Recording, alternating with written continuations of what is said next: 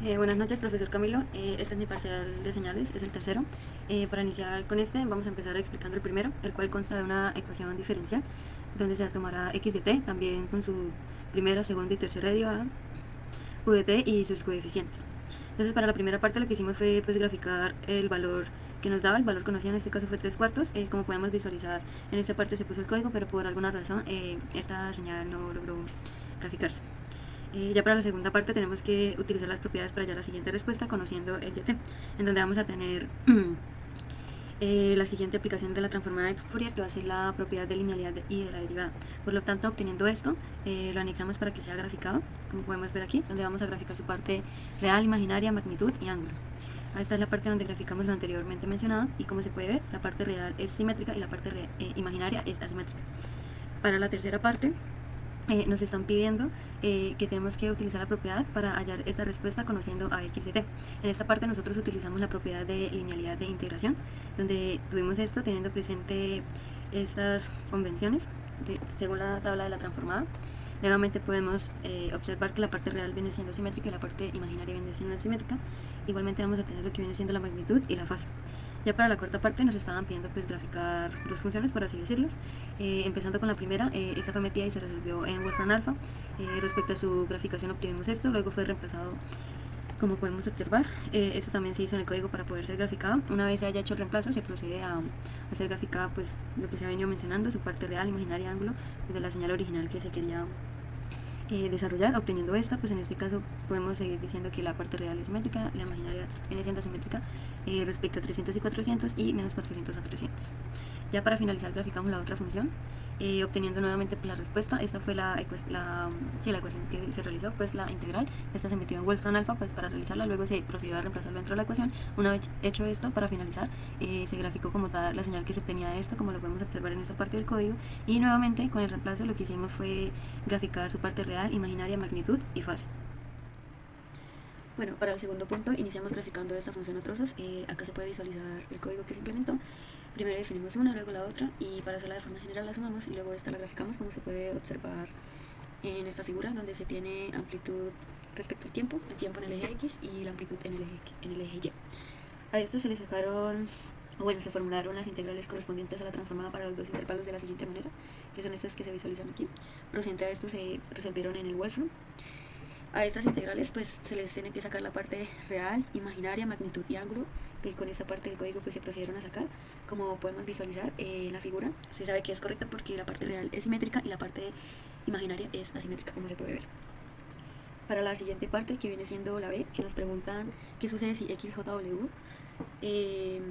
se grafica teniendo en cuenta tres partes, es decir, respecto a esta señal tenemos que ver qué pasa si XT se adelanta 4 segundos. Entonces, acá me vengo dando cuenta que esta imagen no ha sido agregada en esta parte del código, pero para al momento de enviarla para el parcial se va a anexar. Este fue el pedazo del código que se utilizó para graficar esta señal. Así es como la señal XT se ve adelantada en 4 segundos. A lo cual podemos decir que sabemos que adelantar 4 segundos de la señal es restarle 4 a los términos del tiempo, replanteando esto en la siguiente función, que viene siendo de 0.5 de t menos 4 al cuadrado más 2 en un tiempo de menos 4 hasta 0 y de menos 0.5 de t menos 4 al cuadrado más 2, que es lo que se usó para poder graficar esta función. Esa función que acabo de mencionar pues no ha sido agregada en el documento, pero nuevamente reitero, esta vez será agregada para al momento de enviar el parcial. Procedente de esto se sacaron las definiciones de la ecuación de análisis y luego se resolvieron en Wolfram. Nuevamente se sacó la parte real imaginaria pues, de esta señal desplazada en 4 segundos. Nuevamente aplicamos la parte real está asimétrica y la parte imaginaria está asimétrica.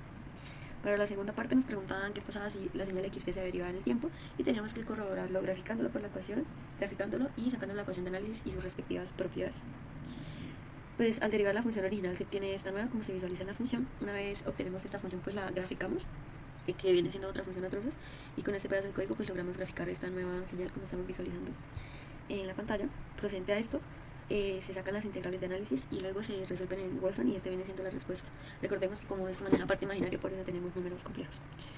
Y a esto pues se le grafica nuevamente su parte real, imaginaria, magnitud y fase, como podemos observar.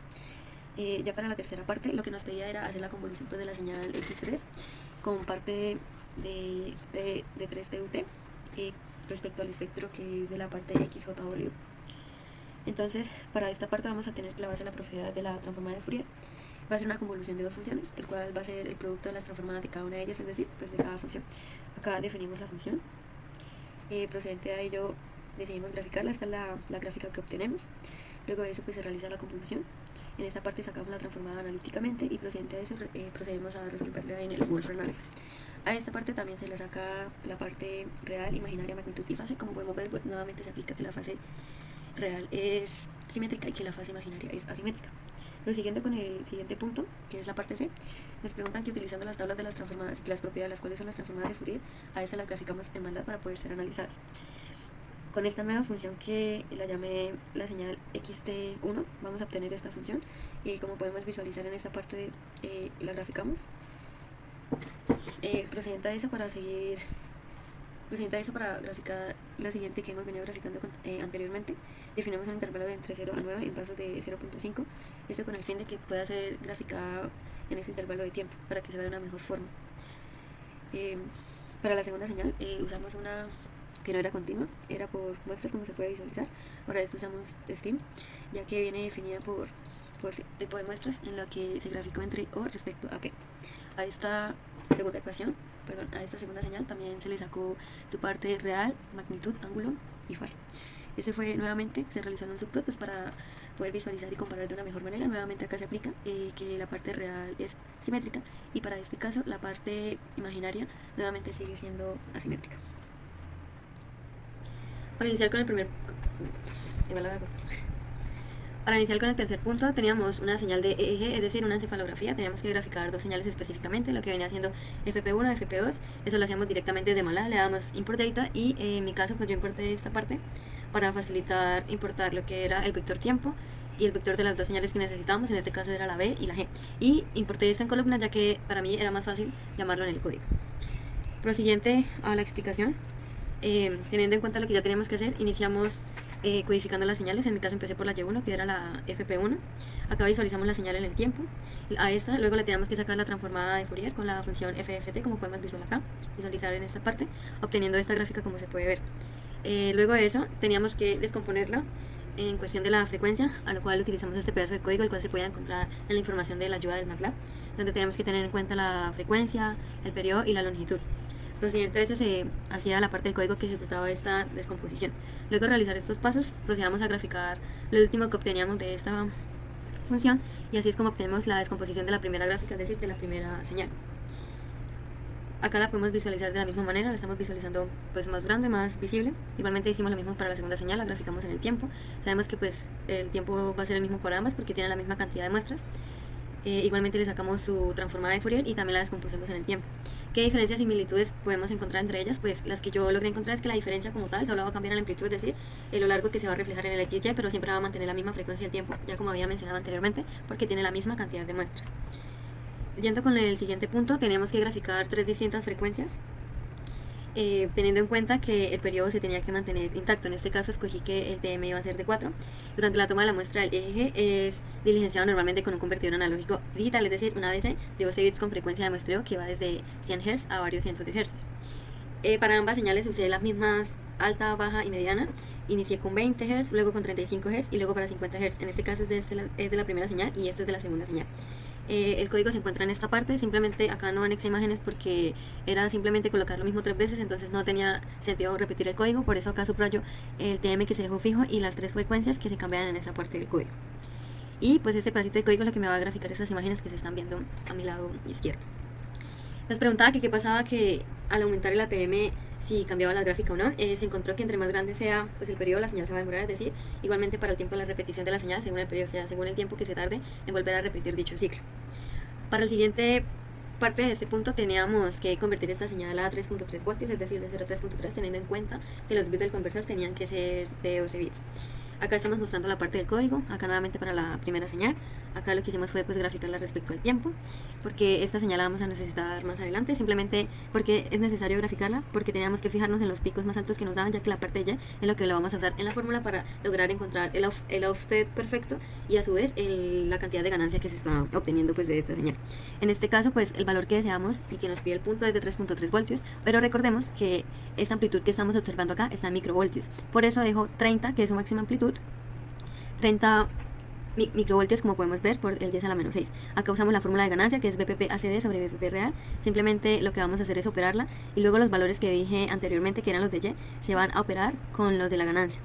Una vez hecho esto, con el primer rango, lo que se va a obtener con este resultado es encontrar el offset correcto, y a este rango pues simplemente se le va a restar el voltaje deseado. Una vez hayamos hecho esta operación, simplemente vamos a operar este offset correcto con la señal, por eso era importante definirla en la parte de arriba, y este como tal es la señal que se va a representar en los cambios. Como podemos ver, en el eje Y pasó de 28.0105 a 97.7215. Igualmente podemos observar que en la parte de abajo ambas variables cambian, tanto X como Y. Podemos decir que se alteró la señal, claro que sí, creció su amplitud, como podemos observar en la primera imagen está desde menos 30 a 30, y acá creció desde menos 100 a 100. Igualmente hicimos el mismo proceso para la segunda señal. Ya para finalizar con este punto, indicando que para la primera señal la ganancia fue este valor, que vemos que fue de 110.000, y el offset correcto fue de este valor. Y para la segunda señal la ganancia fue de 9.42 aproximadamente, y el offset correcto para esta señal fue de 3.29. Ya para finalizar teníamos que repetir pues el paso anterior. Simplemente lo que teníamos que hacer era convertir de 10 a 10 voltios, desde menos 10 a 10, teniendo en cuenta 14 bits. Y teníamos que ver si la señal pues con este rango empeoraba o mejoraba. Entonces se procede a mostrar el código que se utilizó. Nuevamente pues es el código anterior, simplemente que en este caso pues no volvemos a graficar la señal original en el tiempo porque no la necesitábamos. Simplemente teníamos que ver el cambio que nos daba respecto a esos valores de voltaje que en este punto nos estaba pidiendo, que era de menos 10 a 10 voltios. Y como podemos observar, respecto a la señal original que viene siendo esta, sí se puede representar el mismo cambio que se venía dando anteriormente. Por ejemplo, acá el eje X está a 41.71, acá está a 35.62, y en la parte de abajo el X está a 35.62 y acá 41.71. Entonces sí podemos decir que un cambio, pero sin embargo no empeoró porque se siguió manteniendo en el mismo rango.